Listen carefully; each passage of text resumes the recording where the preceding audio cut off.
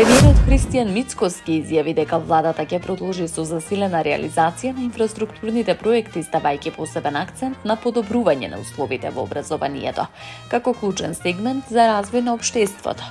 На настанот по повод доградбата на основното училиште Гоце Делчев во општина Аеродром, премиерот истакна дека ваквите проекти се дел од континуираните активности на владата во изминатиот период, насочени кон унапредување на квалитетот на живот на граѓаните.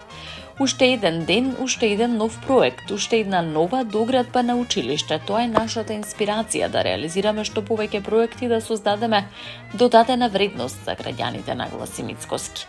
Тој се заблагодари на локалната самоуправа, Советот на општина Аеродром и Министерството за образование и наука за нивната поддршка и координација, посочувајќи дека заедничката работа меѓу централната и локалната власт е клучна за успешна реализација на ваквите проекти.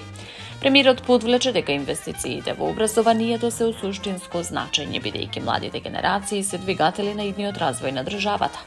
Нашите најмили, децата, треба да имаат соодветни услови за образование и стекнување знаење, бидејќи тие се иднината на Македонија, истакна премиерот.